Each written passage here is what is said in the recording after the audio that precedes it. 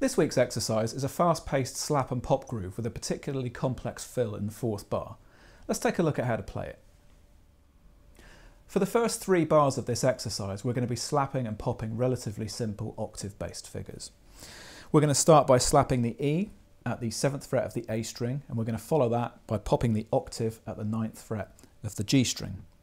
We're then going to play a ghost note with the thumb on the A string, and then we're going to play a C sharp and slide that up a semitone into the D, and then pop the octave D. So far we've done this. And again. Okay, so from that point we're going to slap a dead note on the E string, and then we're going to slap the A at the 5th fret, slide upwards to the B flat, and then pop the octave. We're then going to slap another dead note on the E string, and then we're going to slap the F sharp down at the 2nd fret, going to slide into the G, and then we're going to pop the octave G.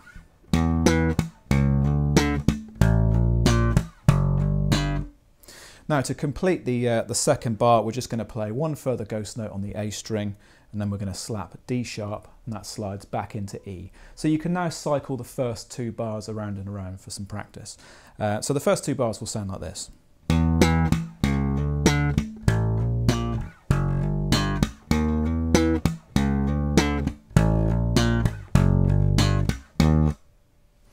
Okay, let's move on to the 3rd bar.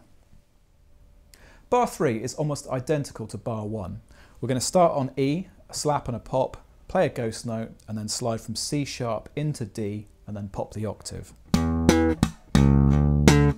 Now all we need to do to complete bar 3 is play another dead note with the thumb on the A string, and then pop another D at the 7th fret of the G string. Like so. And that brings us into bar 4.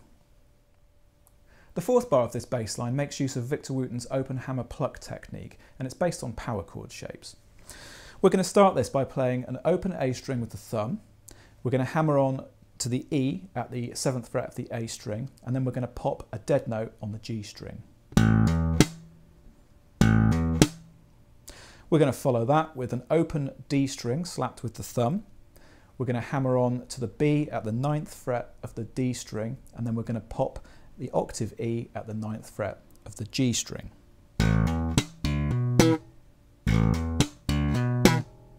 Okay, we're now going to take everything that we've done so far and move it up 3 frets so it starts on G, and we're going to play exactly the same thing.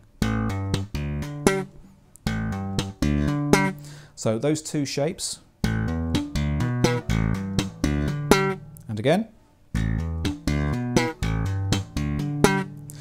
Now to complete the 4th bar, we're just going to move up 2 further frets to A. And we don't play the complete lick this time.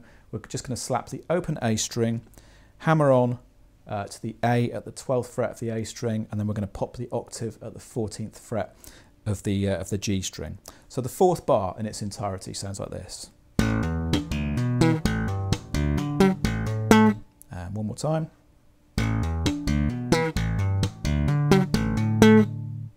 And that brings the line to a close. Okay guys, I hope you enjoyed the latest bass lick of the week. If you'd like to download the PDF worksheet and backing tracks, just head to resources.basslinepublishing.com and follow the instructions on screen. I'll see you next week for another bass groove.